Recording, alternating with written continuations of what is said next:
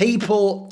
I say people, it's FURIA fans. FURIA fans, understandably, lost their shit when you implied like the team wouldn't do very well this year or wouldn't win as much, etc. Now, to be fair, they also...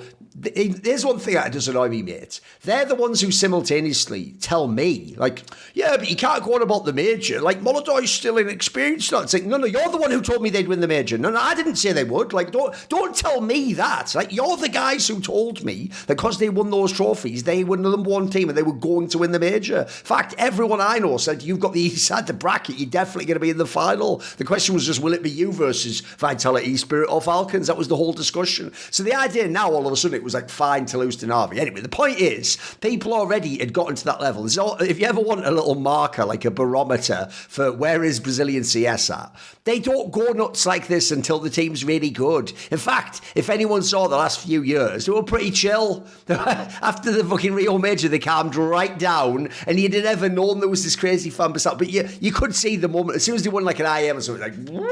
straight to the door. So obviously they were never going to take kindly to the idea they were not going to be that good. But Pimp, I've got to say, mate, I said on the last one, okay, they look dodgy online, but whatever, it's online and it was foot anyway. Mate, if you look at this LAN, what's funny is even though they gave PARIVISION a really close semi-final, if you watched that game, like FURIA was fucking bad in this game. Like what they did is they had more experienced players, so they won like clutches, they won late round scenarios. But if you actually think about it, right, on paper, this is supposed to be one of the best firepower teams in Counter-Strike. Most of them didn't turn up. Like fucking Molodoj actually had another really bad LAN series, unfortunately. So, okay, I'll give you your moment. What do you think? Is this when you were saying they were going to be bad? I'm guessing you didn't mean this bad. What do you think of the initial outing? Yeah, I don't think I ever said they were going to be bad. I think I said they weren't going to be as good as we saw, at the end of the last season. I think, for them to stabilize around being the third, fourth, fifth best would be where I would put them. And I think that's exactly the level they showed at Blast, maybe even a little bit worse. And I think my main argument and the main reason why I think so is that as much as I like what they did, in the last 3 months last year, I do think that I think Yuri overperformed. I think he performed better than what I would expect him to do in 25. I think Yakinda performed way better than what I would expect him to do in 26.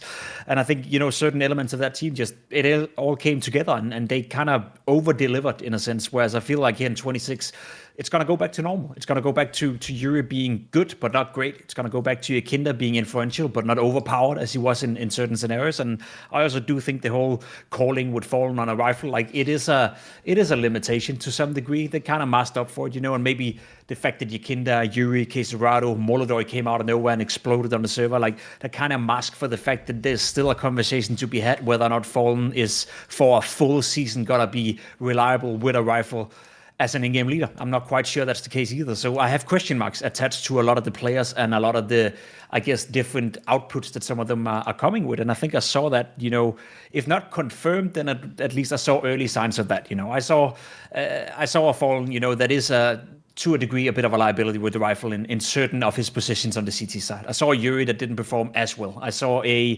Yakinda that didn't perform as well. As you said, against PARIVISION, one thing is losing to them in the semifinal, and I'm sure we'll talk about PARIVISION from Blast. That was a big surprise, but they lost 2-0. Like, they didn't win a map, first and foremost.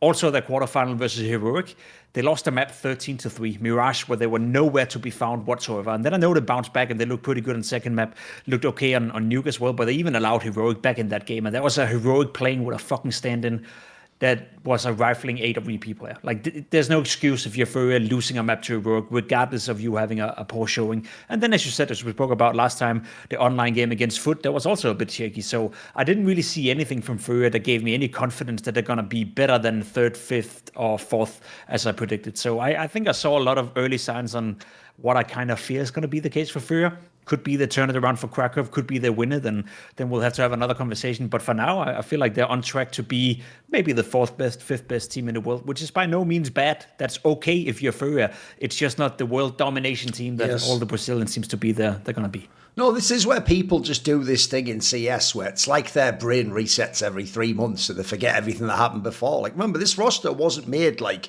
in the player break going into season 2. They'd already had it for a few months before in season 1, and it just looked like, okay, okay, it's an improvement over the all-Brazilian lineup, but actually, if you remember, there's a reason why a lot of people were not only sceptical when it was formed, but even like after the first few tournaments, they were like, does this make sense? Like, why is Yekindar in this team? And also, what's the... Remember, people will forget this detail, bro. One of the angles that was sold on Yekindar being in the team was that he's there to translate for Molodoi. That was a real thing people said. Like, the joke is, with how Yekindar played in the second season, you'd never even bring that up. It's like, he's there because look at him. He's like an impact player who's aggressive rifler. He's back. Like, that was what everyone was saying before when they made the major playoffs. Even like, wow, he's back. Look, Team Liquid should regret it. You know, your time on Team Liquid does not count and all that. All the fucking memes came out as usual because, as we learned with the Zwei PARIVISION thing we'll talk about in a minute, you can't ever just have a roster move that makes sense for both parties. Someone must be like the spurned girlfriend in the fucking drama where it's like, oh, she was the one that was right and this other guy was the bastard and he lost. Oh, there's justice. It's like some weird fucking soap opera angle we have to have. Because I actually think you've nailed it, mate. If you set the expectations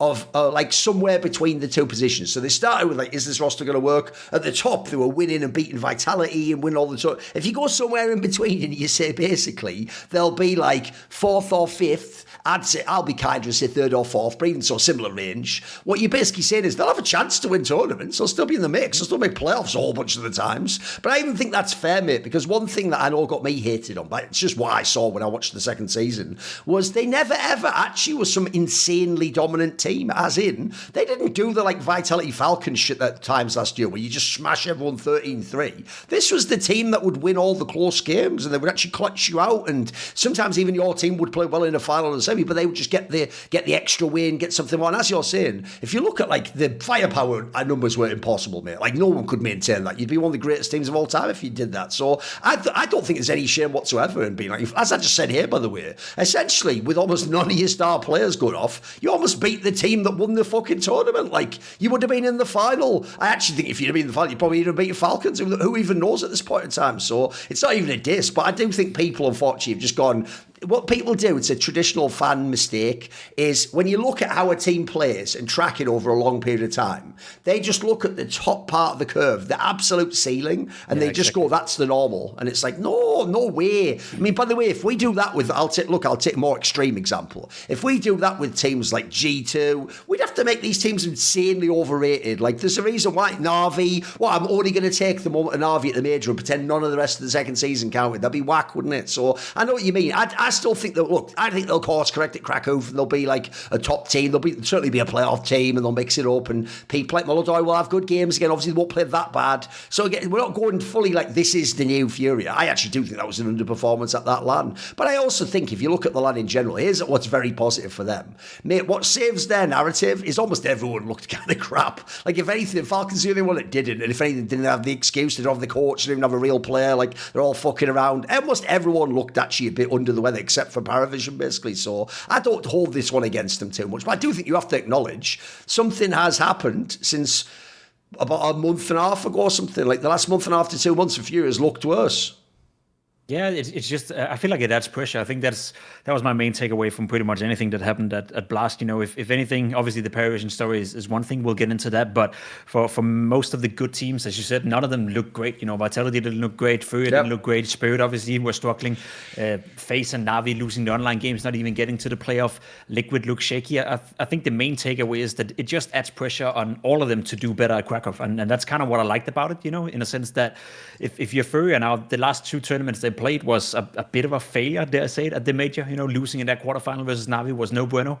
And then losing to PARIVISION in a semi-final at Blast. So that's, again, if you do the fan narrative that all the reason that everyone thinks that FURIA is going to win everything and be the best team in the world is because you remember the last 3 months. Yeah. Well, the last 2 months, they failed in a quarterfinal, they failed in a semi-final. So now is that the expectation we're setting? So I think it puts pressure on FURIA to do well at Kraków, because if we're sitting here in a week and a half and we're discussing FURIA didn't even make the playoff at Kraków, or if they lost in another quarterfinal, like now we're talking a team that, you know, we're generous if we're talking at them being the 3rd, 4th, or 5th best team in the world, right? So I think it's a fine line right now for a lot of the teams. The only teams that are deemed to be safe in that conversation, to be completely honest, is Vitality and Falcons in that regard, because Falcons, they will always get there. Falcons will be in the semifinals or in the finals, and then they find a way to fucking lose it. But again, a conversation for another time. And the same goes for Vitality, whereas I feel FURIA, have shown they can win trophies. They have that winning mentality, as you said as well, not in this dominant fashion where they're destroying their opponents or they're leaving no room for doubt, but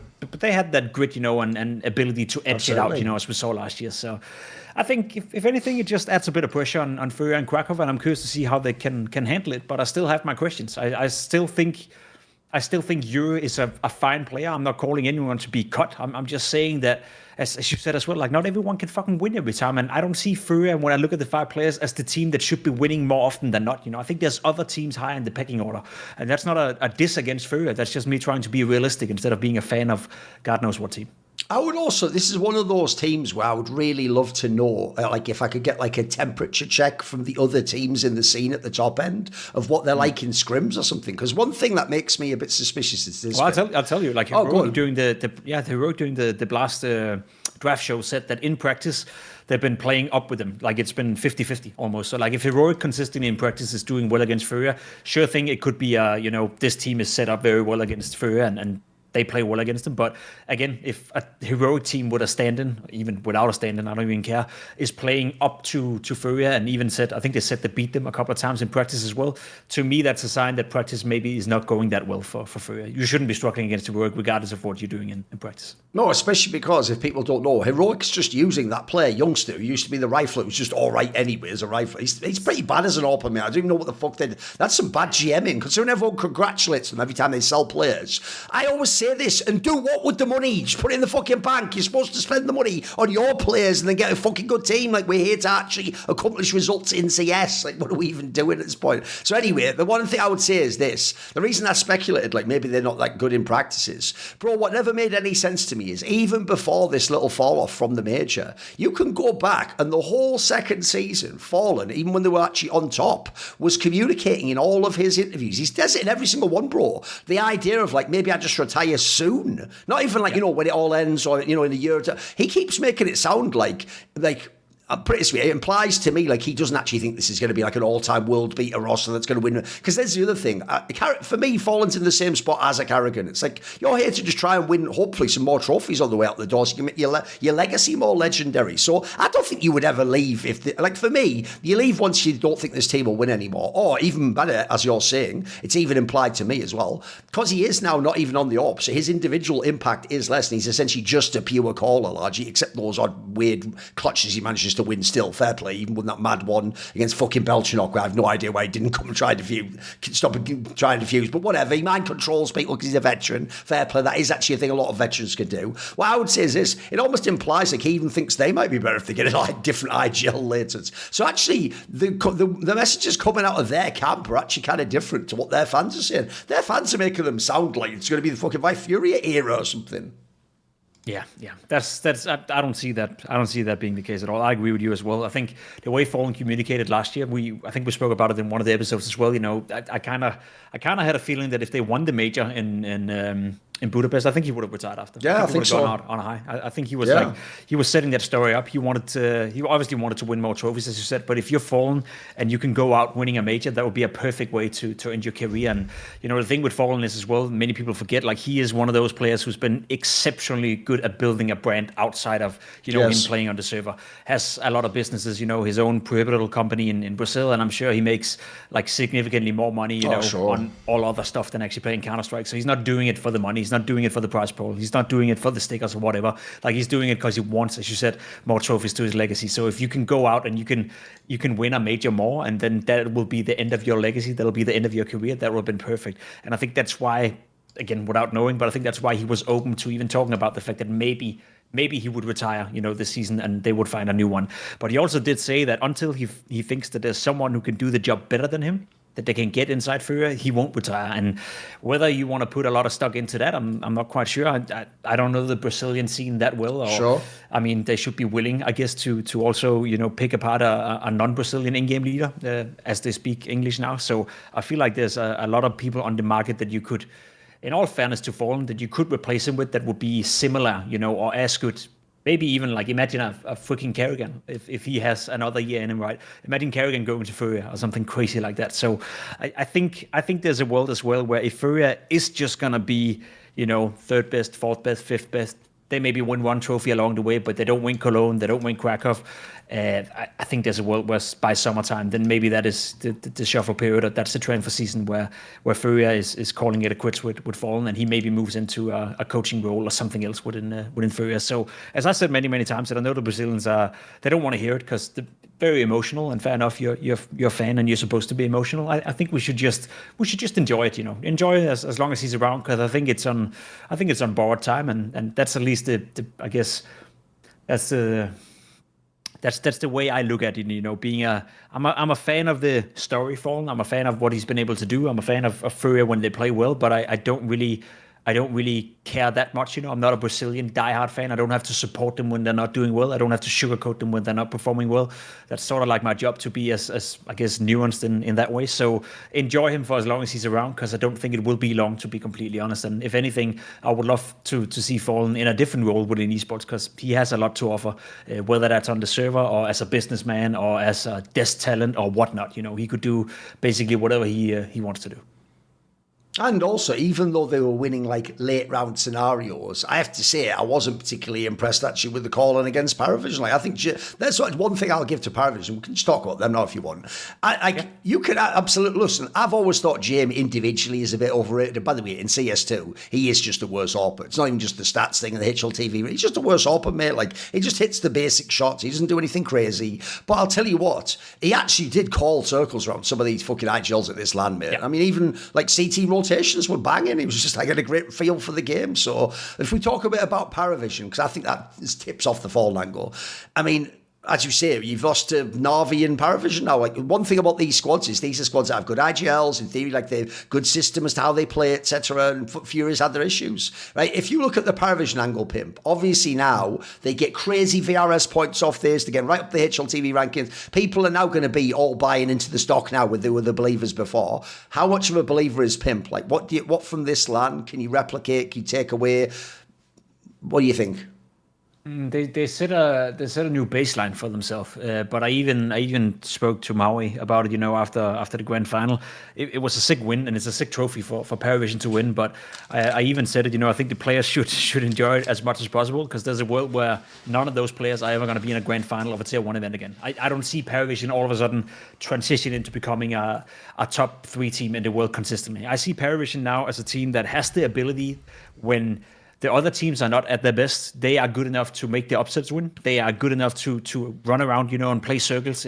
James and did call a fantastic tournament, but they also play in a very transparent way, I feel, in the sense that their T-sides is a lot about hammering the same bomb site over and over and over again.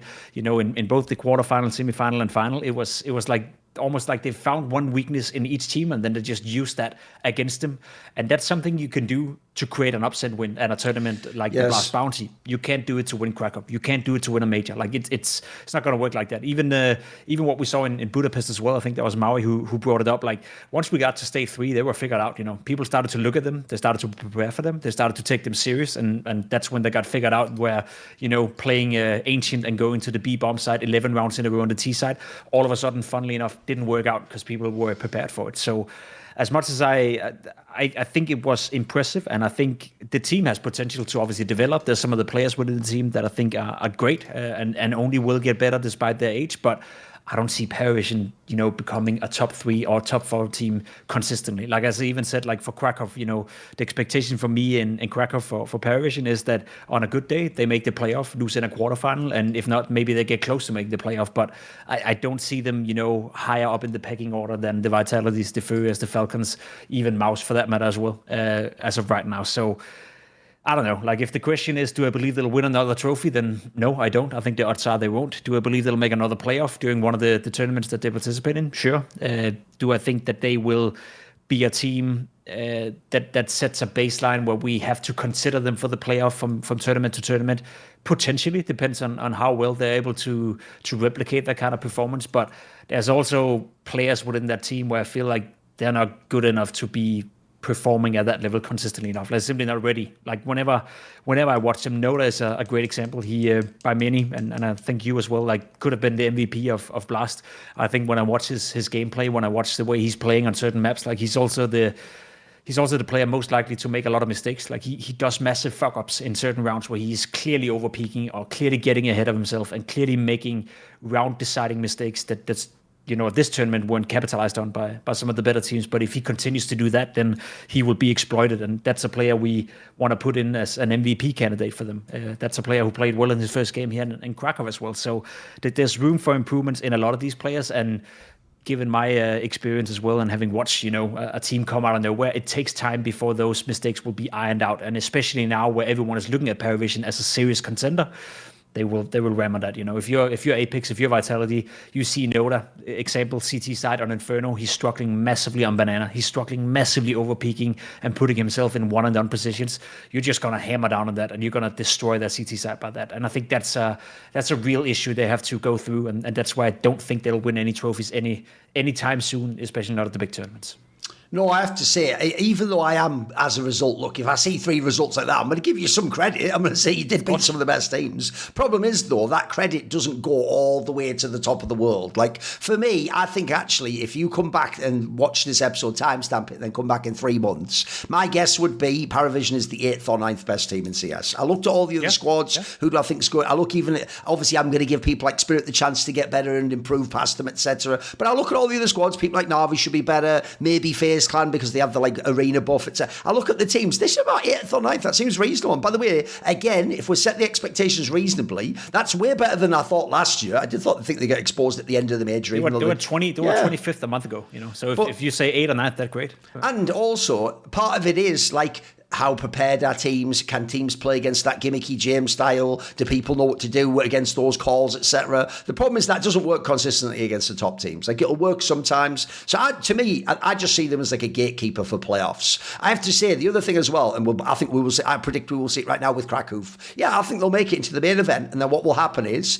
you will realise, if you are a fan of PARIVISION, there's another detail about Blast Bounty, which is why people are saying it wasn't a big event. Not only did it have online group state, well, it wasn't a group. It was like a selection system. It wasn't a bracket either, which is why it's complicated. It's online selection system. But when they were at the LAN, remember the LAN was basically where Pro League used to be. It was like a small place in Malta, which doesn't have a... Like, if anyone saw when they would cut to the crowd, they would do that thing with a really zoomed in angle, because it's like 10 people or something like that. And that'll just be like your family members, your friends, coaches, staff, people who work the event. Like, that's not a real crowd. Here's the difference. Would you have really played with big balls against Falcons of FURIA if you were on stage in Kraków or Cologne or at the major? That's the problem. Right now, we have no answer to that question. And I'm sorry, when I have no answer and you have 4 inexperienced players, I actually have to just go, then my actual assumption is no, you wouldn't do it. If you do it, then great, I'll go, I was wrong. Well, you're actually the rare example. You're what you call the exception that makes the rule, that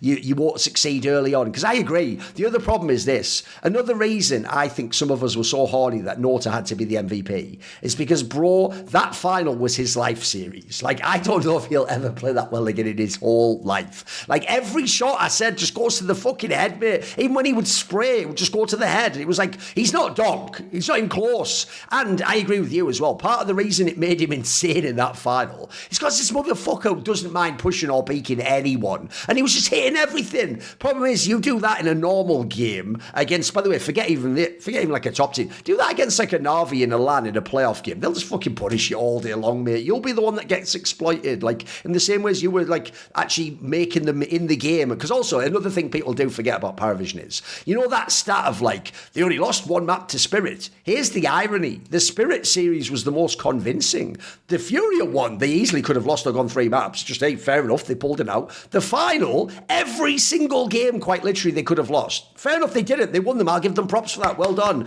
But that's with Monesi shit in the bed, Nico up and down. The Nucleons guy, by the time he got to the final, was just literally like a fucking dead body, dead man walking. He could barely do anything, understandably. You can't expect him to have got 3 series in a fucking row where he carries, like... And unfortunately, it's another one of those ones where it sounds like we're just hating them. We're not being realistic. We're actually analysing this team. And I do think they've got issues. Like, you nailed it, mate. You just look at the players they've got.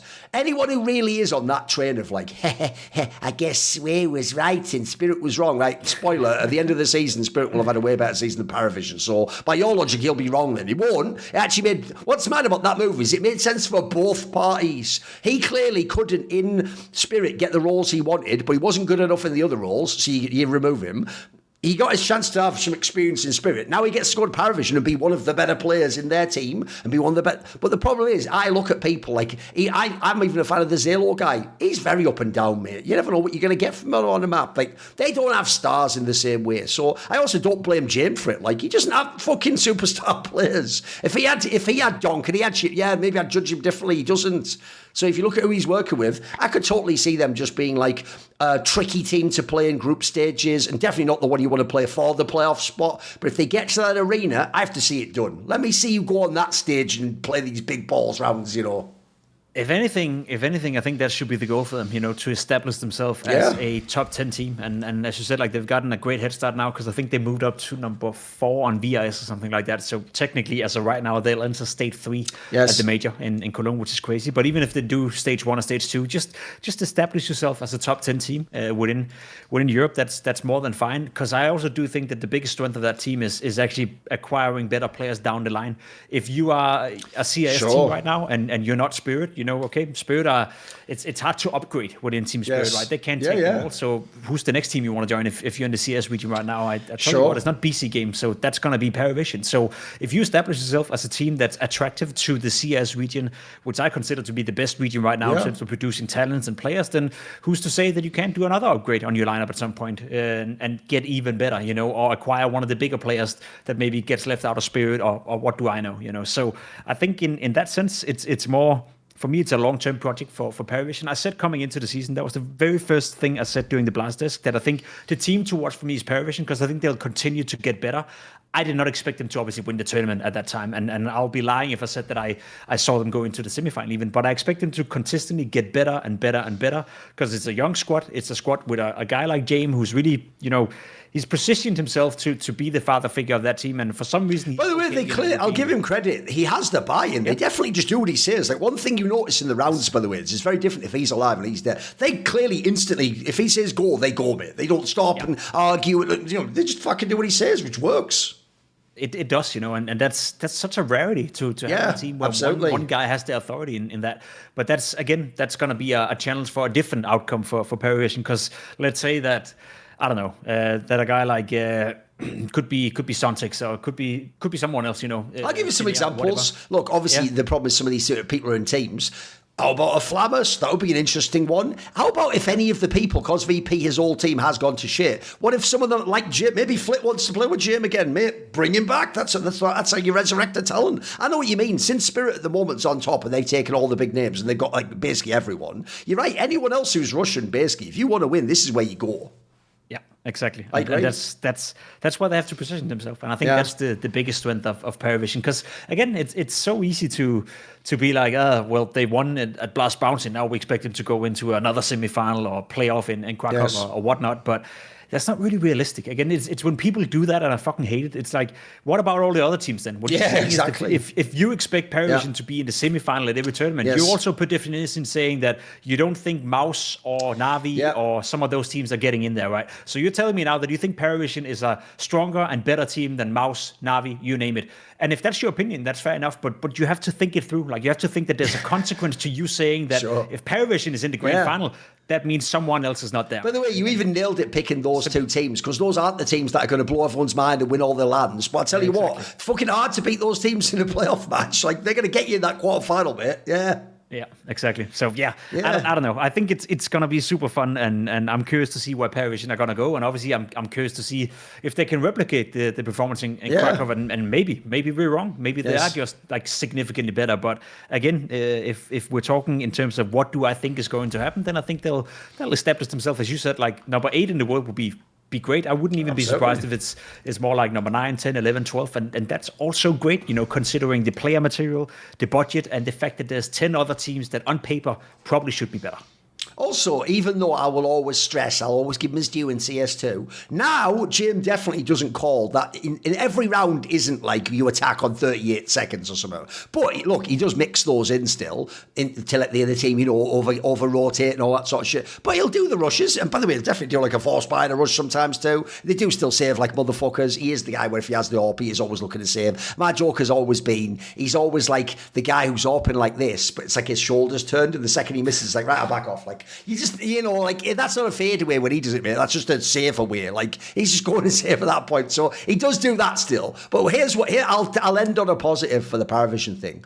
Bro, it couldn't have been chef's kiss, a better playing bracket draw for Kraków, because at the moment the playing's just begun and PARIVISION and Aurora won. And I even said this when I was watching the final with Yumi. I said, bro, I'll tell you what I am going to enjoy. I want to see, and I quite literally name checked, teams like Aurora, Team Liquid, fucking, who else? Maybe even a G2. Anyone with mildly, like, dodgy calling setup and you've got any flaws in your team. I want to see you play PARIVISION. That's what I want PARIVISION to do. Because I'll tell you what, PARIVISION used to be good, Jim rather, back in the old VP and CSGO. They weren't ever really, like, close to the best team. But I'll tell you what, they fucking make the other teams have to do their homework and actually really come with a game plan. You can't just turn up on some, like, Lucy, I'm just going to run in and frag. Mate, that's going to be a nightmare. Like, I saw at this LAN even. Mate, the amount of kills Jim gets that are just like, I keep holding off angle into another off angle into another off angle. But these riflers, they try and like Ferrari peek him. He just gets the easy kill on them over and over again. And I just remind myself, all these people, because he's been out of the top team, they've forgotten what it's like to play against Jim. Like, it's a very different player to play against, mate. So that's what I want. I always thought, I never enjoyed their style in VP, mate. I thought it was ass to watch. It was winding the clock all the way fucking down. Yeah. Like, get the bomb down in 0.1 seconds. Like, that might seem fun once or twice. Not a whole game. But I'll tell you what, it did make me think, hey, if there's ever a team that has a flaw, though, you're going to get exposed. It's going to be hard for you to beat this team. That's kind of where I respect James as well, because I agree with you. Like, VP was a fucking atrocious team to watch, in terms of raw entertainment value. Never really fun. And, covering their games. It's like, you almost always... Whenever we get our schedule, you'd always like look. It was the least popular one, I can tell you, because it's going to be like 3.5 hours for him, especially MR15. Remember MR15 3-map games? It was a nightmare, wasn't it? It's like you mentally got to prepare to go into work. Yeah, exactly. I got a VP game today, VP game today, VP. So save your energy, because as you said, like, it's always going to take 4 hours. Anyway, that's why I respect James even more so, I'd say, because he's well aware that he cannot play like that with 4 players coming in from the streets, as he said, coming in from FaZe it. If you try to install that kind of mentality that everything has to be run down by the clock and everything has to be moving in patterns, and you have to be the most slow pokey team ever, that is sort of like etching out your opponents every single round, those players would get bored to death. And I think that's an underrated aspect of why VP, like, first and foremost, that's why I respect VP for playing like that back in the day, but I also think that's why the James style has a significant flaw, because yes, it may work when you're playing official games, and yes, you as a player can definitely, when you're sitting on a big stage or you're sitting in a group stage environment at a big tournament, of course you're willing to do whatever you need to do in order to win the game. But if you're telling me, and that may be my flaw as a player, but if you're telling me that you practice like that, like if you practice like VP like that, you would suck the life out of every single organism that is playing Counter-Strike. No one is having fun playing like that. It's like looking at some of the football teams in the world as well that plays ultra defensively, that is never like really going forward, or that is okay with having 30% of possession every single game. At the end of the day, sure, that may work for a season. It may work with a certain amount of players. But if you're any good player, if you're any player with aspirations, you are going to kill yourself if you're part of that team for a longer period. And I think that's what happened to VP as well. You can only do it for that long because it's so fucking boring. So I respect James for making it work in the first place. I also respect him for acknowledging the fact that you cannot properly do that with 4 youngsters who are used to run around and face it and actually have fun playing Counter-Strike. That being said, though, like, he still does play some slow T-sides, but it's in a different way, and it's mixed up now, where sometimes it's slow, and then all of a sudden he's gonna hit the same bomb site, with out of spawn calls 3 times in a row. So it's very it's way less predictable, and it's probably a better fit for the player material he has to work with, and I think that deserves a bit of respect. No, by the way, I did see some players that, like, VP Jim would never make, like, would just walk contact through like a smoke on dust 2 and go in the B bomb celly. They would never do that. Like, he was one of those guys where I used to joke teams like that. A smoke's a brick wall. You can't go through it. It's like, what can I do? There's a smoke in my way. Like, you get countered by one piece of utility. I'll tell you exactly what that is, and that's, again, another respect to PARIVISION. It's why they won the tournament, and it's also why I don't think they'll win the next one. They saw a clear weakness in Nucleons and Kixon playing the B bomb side together. So we even spoke to Destin after the game, and he said, I mean, we had to test Nucleons, right? If I send Sway in to take a duel, and Sway is going to win that duel 9 out of 10 times, we're going to win on the B bomb side 9 out of 10 times. That's how simple Counter-Strike is sometimes. And the coaches, the players, the in-game leaders, they never want to say it. It's almost like, oh no, we're not trying to target a weak player, and it's almost like it's not cool enough to win in that way. But at the end of the day, if you're playing against Huxi, or you're playing against Fallen, or you're playing against a Nucleons, or you're playing against a youngster on an AWP, if you don't try to target the weakness within the other team, it's not that you're not too cool to win, it's just that you're fucking stupid then. Yeah. Why wouldn't you try to figure out, okay, they have a clear weakness, let's try to exploit it. Let's see if we can figure it out, And if you don't even entertain that idea, because that's not cool enough, or that's bad style, or whatever, like that's not how it works. And that's, again, it's a little note for the fans out there. Just because a player is saying something doesn't mean that it's necessarily true, or that's what they mean. So when a coach or when a player or in-game leader says that no, we're not targeting Zeus, back in the day, and we've never targeted Huxi, we never thought about Nucleons as a stand. Like, shut the fuck up. Of course, all the players are like, if I walk into Nucleons on the B bomb side, I believe I'm going to kill him. I believe I'm going to win the round. So that's how they approach the game. That's how they think. And I respect Destin and I respect James for making it so clearly obvious on that Dust 2 game that they found a weakness, and up until the point where Falcons just couldn't do anything about it, why don't you just keep on using that weakness over and over and over? And that's how they won Dust 2 in that grand final. Mate, one of the reasons why, as a Liverpool fan, unlike all the other ones that were all emotional, I actually was kind of like flip a coin on Trent Alexander-Arnold. If he chooses to stay cool, he's an amazing offensive player and has insane passes and assists. But one of the reasons I wasn't that bothered if he wanted to leave, mate, even though I didn't know who we'd get instead, is if you've ever seen in all the big games, like this happened, Real Madrid did this to him in a fucking Champions League final. Any big game, the opposing coach would just target our right back, which was Trent Alexander-Arnold, and just put like a really sick offensive player there, and all game long, if you're a Liverpool fan, you were just like sweating like every time the ball went there, because they're gonna exploit him one-on-one and get like a through-on goal, or they're gonna run round him or whatever. No, I know what you mean. That's just being a winner. Like, that actually shows that Jim really wanted to win this tournament. He isn't just playing just for funsies. Like, he was grinding them out, and I agree. Like, actually, we can transfer this to the Falcons talk now. Here's what's sad if you're Nucleons. Bro, in a weird way, it would have been better for Nucleons' career if Zewu had gone mental on that third game of the Vitality series, and Vitality had won, but we'd all have gone, well, no shade on Falcons. Wow, they made it such a great game. And Nucleons, he had an awesome series. Everyone would have left that tournament going, you know what? This only is like second LAN, and the other LAN, by the way, was an energy drink fucking silly LAN. Like, that'd probably get you on a team, mate. People would be like, you know what? Maybe like the Game of Legions of the world need to get this guy. Like, this guy's kind of good. The problem is, he had that insane life series himself against Vitality, which, to be fair, I think Nico even nailed it. Yeah, obviously on Mirage he's going to be good. Like, every FPL player ever's been playing 1 million pod games on Mirage, and he also has the Kiyasuke one, which, by the way, is just code for like you can peek anytime you want, just do whatever you want, and just run around and shoot people, basically. That worked in the semis, mate. That was good. In the final, not only, if you ever watched the camera go on him, did he whiff a lot of shots. He obviously was fucking nervous, mate. But I agree, they abused this guy. I mean, you have to. He's a total standing rookie. Like, the Falcons never even supposed to be in the final. That probably should have been like a Spirit or someone fair, but fucking hell, like, it just made him look, it made it go too far the other way, where it made him look like he's absolute trash, whereas, like, he's about as inexperienced as you can get. I was even being polite on Twitter. I normally just say it because it's just reality. I normally call people like that nobodies, because no one knows this fucking, if I'd have even said name Macedonian players, that wouldn't even be a top 4 name you'd mention, because no one knows anyone aside from Sassanito and fucking Kicksad. That's about it. So already, right, I expect him to have these problems, but bloody hell, mate. That was rough. Yeah. That was rough. That was rough, and that was a tough one, because I agree. Like, I feel like there's many sides too, because obviously what he did against Vitality in the semifinal was great, and as you said, like, the best thing that could have happened was them losing that game, him doing well, because maybe, as you said, maybe someone would at least keep an eye on him. Now I feel like he's gonna go back to the academy team, and then he has to do some serious work within the academy team to get another spotlight on him. It's kind of to be expected, though. I think what surprises me, to be completely honest, is the lack of ambition. I know that academy team is for Falcons as well.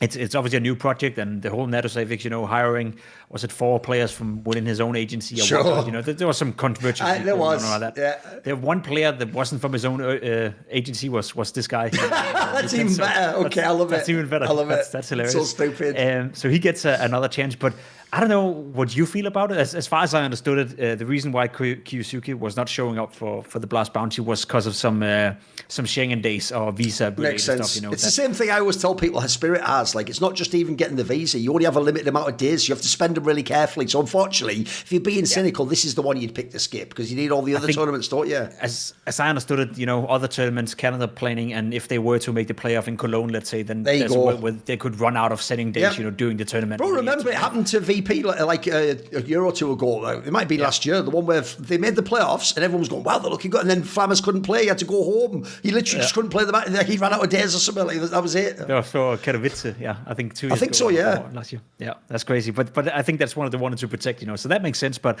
I was sitting back with a question. I feel like it's unambitious. Like there's no one within that academy team that is clearly good enough to make that step and replace Kiyusuke. And I get why if you're Falcons as an organization, you want to give one of your academy players the chance. No, I know what you as mean. you said, like if he does well, then maybe you can sell him off. You can bank in a bit of cash. But for my money, I would just go out and find the best possible stand-in that I could, so I could win that fucking event. It was so winnable. It was so winnable. Oh, mate, let's talk about this. This is where we're going to really seem like Paravision haters. Because, bro, when I watched that final, it's a bit like I was just saying about the FURIA one.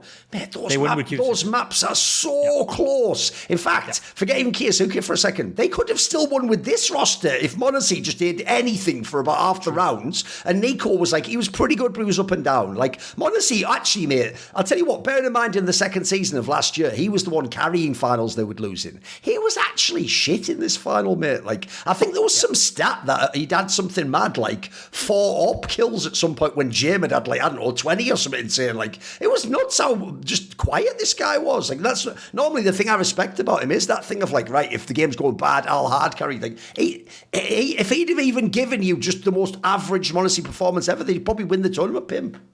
Probably. I think that's a fair point. So they could have done better with that. But I think just to go back to the point that I was trying to make is that I was disappointed Falcons didn't just choose a good stand-in. I think you could have gone for anyone basically. Put in a name there, right? Stown. Yeah. Let's say that you brought in him as a stand-in. We know he's out of Astralis. We know that he announced that he's ready to play again. He's looking for a team. Why don't you bring in Stown as a stand-in? You win the fucking tournament, and then everyone is happy. I get that you want to use an academy player, and I get that again. I think with the roster lock situation, I don't know if it is the Schengen days, they probably would have known far ahead of time, which means they could have set it up, and they could have written in Stown as a 6th player or whatever they had to do, write him in, to potentially being able to switch him out. But just have higher ambitions for yourself. I feel like if you're Falcons, you cannot miss an opportunity to win a trophy. Like you are so great at getting into the goddamn grand finals and losing them. So even a Blast Bounty, I feel like you should do everything you can in your power. It's a confidence builder to win that tournament. Yeah, of course. It is, and it was even, imagine if they would have walked away from that grand final. Oh, mate, I've even just realised, almost no one made this point. Well, obviously they only won the other trophy with Dexter, didn't they? So remember what every fan was saying? 0 trophies with Monasi. You would have had one. You're right, if you'd have had any fucking top 50 player, even one that's totally with not even the right roles, you'd probably win, mate. Yeah, that's my point. At least that's where I was like, True. And I don't hold that up against Newcastle at all. I think he did everything he could, and he's just, whether he's going to be great in 2 years from now, fuck knows, but he's not ready for it right now. That's clear and obvious. And I even spoke to Mario about it in the semifinal when he actually did play well against Vitality. A lot of the kills he got was, as you said, just by pure aiming, just by pure FPL style of play. I felt like you could see that his crosshair placement was all over the place. Yep. The way he moved around was a little bit shaky. He just didn't seem like he was ready for the task. And again, in his defense, I think he had played 5 official games as per HLTV before he got in to become a stand-in. No shade to him at all, mate.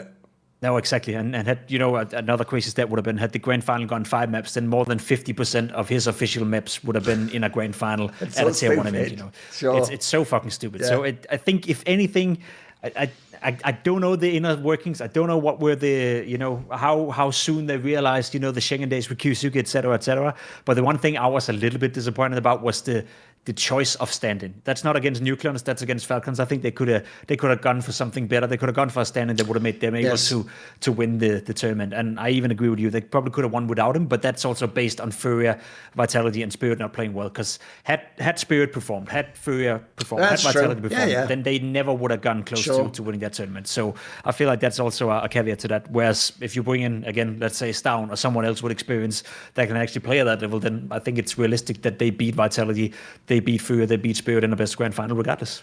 Now, look, obviously they didn't also have their coach in the final, which is, that's not like that's nothing. Like, by the way, shame on anyone who was not just memeing when they were like, they should just fire Sonic and have this guy with the funny t-shirt. Like, you're so whack, mate. It's not a fucking kid's pantomime, you idiot. It's a fucking sport. So, and I will also add in as well, if I had to guess, it's pure speculation. Yes, obviously Sonic couldn't coach the final, but I'd imagine he did that thing where at the end of each night he probably like called them up and gave them his thoughts, or, you know, fucking tried to watch a game and give like the assistant coach guy some a few things to implement it. So it's probably not like 100% like they didn't have anything. But I'll tell you one area we have to discuss, because this is consistent now with Falcons the whole time. Bro, I said it myself in like a Substack piece I wrote. I described them as CS is ultimate glass cannon, because, mate, they hit like a motherfucker when they do. Even as Vitality could tell you in this fucking tournament. But the reason they're a glass cannon is, the glass cannon, mate, is their mental fortitude. Holy shit, does this team just like, I have never seen a team with such like skill just like go through the floor in terms of like their ability. And it seems to largely be pressure and psychological components. Again, really tricky things to diagnose and to deal with. So, mate, there's just something wrong with this squad. And it wasn't even like it was just the whole Nico. He was actually pretty good generally this tournament. But as a team, man, they just fall apart when things go badly.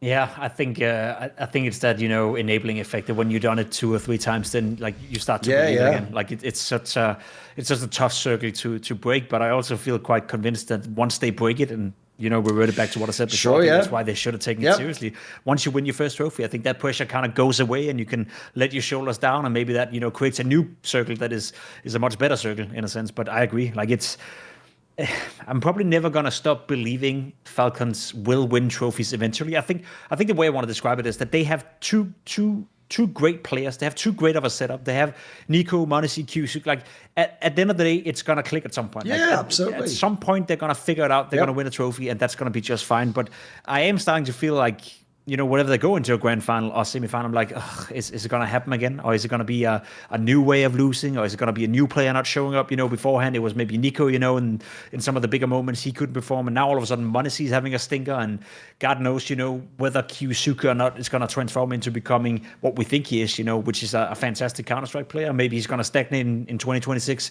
We don't know. But it does feel like it's a mental hurdle they have to get over. And I'm not going to sit here and pretend that I know what they're supposed to do. I don't think the players themselves know what to do. I don't think Lars Rubbel, you know, who's, I guess, you know, historically speaking, the greatest mental coach Counter-Strike has ever seen. You know, if he can, yeah, exactly. If he can't fix it, then who the fuck is supposed to fix it? So I think it's one of those where they just have to break that evil circle. And once they do, then, you know, best of luck to the rest of the teams. Because I still firmly believe that there's so much skill within that team that, again, if Tessus is your 4th best player, like if he's supposed to be your weak link, then good luck. If Kixon, you know, is supposed to be a weak link, he's even described as a fucking IEM leader. I think he was playing great, you know, in the bounty as well, and has some really good calling skills and has some really good ideas for how he wants to set up the team. I think there's so many strengths to Falcons that the only flaw they have is, as you said, the mental resilience that just seems to be nowhere to be found. And, you know, let's see if that's going to continue to trend for 26. But I have no problem saying here that I expect them to be in a grand final in Kraków or a semi-final at the very least, because that's how good they are. Simple as.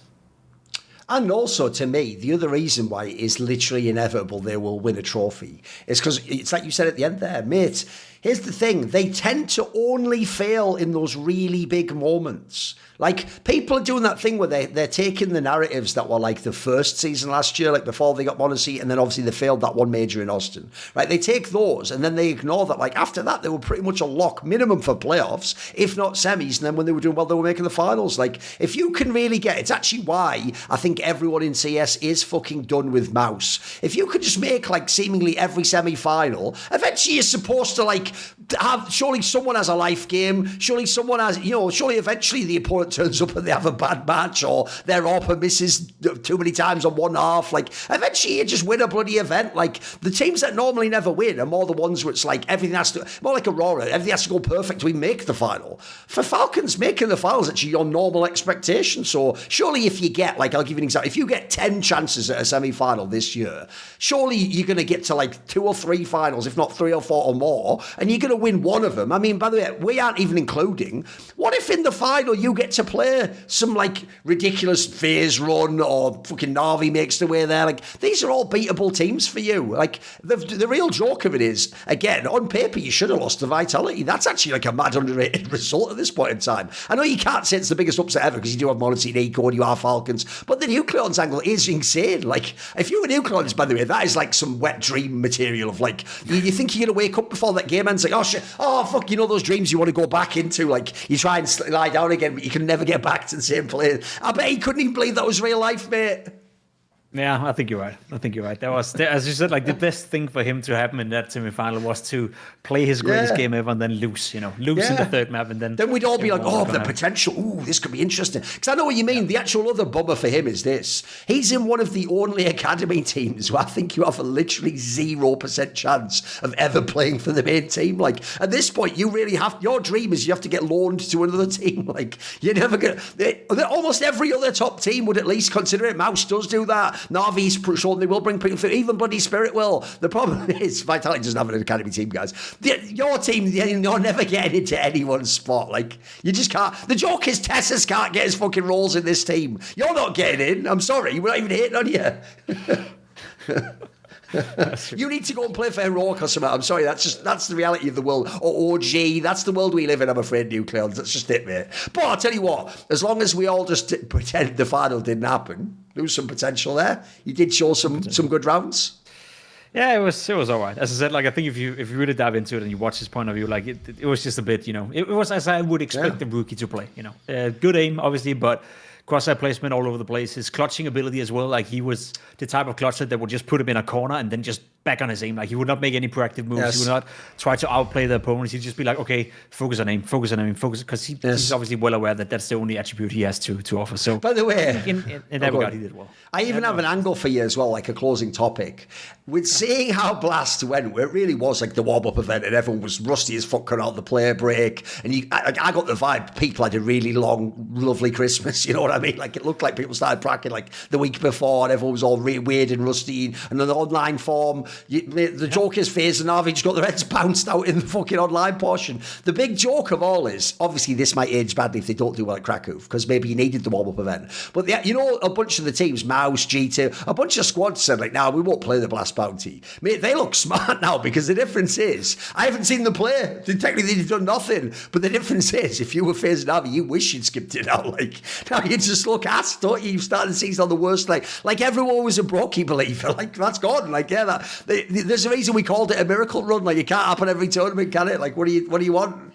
Yeah, that's true. That's what I got out of the bounty as well. If anything, it just applies more pressure on them in Kraków. And I don't think that's a good thing. I think the last thing FaZe needs right now is more pressure to perform. Absolutely. I'll be of the opinion that if they don't do well at Kraków, then, I mean, let's be honest. We spoke about it last episode as well. You can go back and rewatch that if you want to know what we think about FaZe. But I don't think that 5-man roster should have stayed together, and I don't think that 5-man roster is going to be what you want FaZe to be. If anything, the one that disappointed me the most was NAVI. NAVI were actually boot camping. NAVI talked about they wanted to be ready for the first event. They were sitting at boot camp. They were talking about being ready for the bounty. They wanted to go into the playoff. They were boot camping leading into it, and then they lose the first online game. To me, that's the biggest disappointment, because if you're FaZe, you can get away with it. Some of those players were attending the HLTV Awards, and as you said, maybe they just started practicing a couple of days ago. It was an online game, blah, blah. There's a lot of, excuses per se, but NAVI was sitting in a boot camp environment, and as far as I understood, they had been boot camping for some days leading up to that game, and then they lose right out, and to me, that's disappointing. That was the biggest, what the hell is going on right here for NAVI? Because that also just makes me feel that, okay, now there's more pressure on NAVI for Kraków, because again, it's a team that made the semi-final at the major. We should allow ourselves to have expectations for them heading into that tournament. So I actually, now that you said it, I kind of agree. The top teams that skipped out, are probably happy they skipped out, but only because they saw how the other top teams were sharing the bet, in a sense. And that's, whether or not that's a good idea or not, I don't know. If anything, I do want to, round it off with, and I'll hear your opinion on as well, but the Blast format, we changed it. Blast changed it this time around, where the bounty and the whole betting thing, and putting up money kind of went away. But the format, to me, where teams are picking each other, is mad interesting to me. Yeah, I love the fact that there's actually, certain teams, especially let's consider a world where maybe after the summer break, where all the good teams are showing up, where your playoff is the top 8 teams in the world. You have all your FURIAs, your G2s, your NAVI, FaZe, etc., etc. Like, there's no bad teams, there's no upset teams, there's no teams with a stand and whatnot. To go into a quarterfinal selection process there, where teams get to pick each other, is mad interesting, because that's the only tournament in the world where that is actually happening, where teams are picking their opponents heading in to a quarterfinal or heading into a semifinal based on weaknesses, based on are they good against them in practice, etc. You'd argue that, okay, no one wants to touch Vitality. Of course, they're the best team in the world, but there will be certain teams who think they have a better chance of beating Vitality than beating Falcons. And I think, to me, that's super, super interesting. So I sincerely hope, and I told Blast that as well, that keep the format, maybe work on some of the surroundings of the tournament and how to make it more engaging. But the fact that we have a tournament where opponents are picking each other or seeding each other, back in the days as well, I think that's mad interesting, because it gives something to talk about. And as you said as well earlier in this episode, you'd be curious to how are the teams actually thinking about each other? Because one thing is us judging them from the outside and thinking, well, they're supposed to be the best or they're supposed to be feared. But, if anything, I want to know it from the teams that are practicing against the teams on a daily basis, if they actually fear playing them in an official tournament. Because even though a team is looking like on paper to be the best team in the world or top 3 team in the world, there will be teams out there who think, well, there's 3 other teams I would rather play than you guys, heading into a tournament. So the fact that we have that circuit and we have a tournament that allows for that, I think is super, super cool. We just have to, I would love to see it in the middle of the season. I would love to see it at one of the Blast Open events as well, just so we get a better sense of, okay, now we're a month or a month and a half away from the major. Now the teams are picking each other. Now it's more like, okay, this is a real sense of where they're at right now, and teams are not picking in the dark just after a player break, as an example. No, the reason why, to me, this is actually like an interesting format is, like I said, it's the most obvious tournament that underdog should be able to make a run in, because the underdog gets to choose who they play. Remember, in a normal tournament, you get punished as an underdog because the seeding is what makes you then have to play some like top team, but you don't get any say in it. Whereas actually the cool thing here is, as we pointed out in the online portion, I think FUT was really smart to pick FURIA. When I looked at the veto, I was like, this is one of the best vetoes you can get into FURIA. And this is online, which is where FUT's really good, and they're not going to be nervous. So if anything, they're going to have a chance, and they really could have won that game and gotten to the land final. So no, if you look at the rest of it, this is even what last year, if you remember the first tournament last year, that's why Eternal Fire was so shrewd. So they took Vitality early, when Vitality had never played a LAN game, and they got the win off against a new roster, and then they took NAVI or whatever it was in the semis. That just matchup made sense in terms of the veto. It's actually cool, because not only do you get to see a couple of levels here. One, you get to see who thinks they have a good veto into an opponent. And I'm sorry, the reason why, if you're a fan, it's not just about win rates, it's about how you actually play comfort-wise on maps. Vetoes are what makes good series. So you can almost tell before which ones have a chance to be good and which ones are going to be shit. And then more importantly, as you nailed it there, there's also a factor of, we don't actually know beyond what leaks out in interviews who is doing well in scrims. So I know exactly what you mean. There absolutely will be some teams where they'll think to themselves, you know what, sometimes you play Vitality, maybe Zimu or Rops has an off game, you have a chance. Sometimes we're in these games and we feel we can win the right scenario, we can win a 2v2. Maybe in scrims with no pressure, Falcons just 13-2s everyone, and then you just think, well, there's no point in fucking playing them. They've got the most insane confidence over us. They're in our head, and we know that they're going to beat the fuck out of us. So, and they also have no fear against us. They can just pick them up. So I think that's the interesting part. It's a bit like why, if you go way, way, way back, that feature that ESL brought into Pro League years ago, where they let the teams seed each other, it was the same concept. And you notice it was the case that, yes, generally, if you're a top 3 team, you got top 3. If you're top 5, you got top 5. But there would be those odd ones where they would take a team that was 9th and maybe they'd be valued 7th, or vice versa. There'd be a team that was 6th and they'd be down at 10th, because maybe in scrims people think they can handle them. I agree, that's kind of fascinating in itself and adds an extra narrative to the event. Whereas normally we're just going off the big, how good are teams generally. This is specifically against that team, how good are you? I think it's unique. I think there's no other tournament in Counter-Strike like that.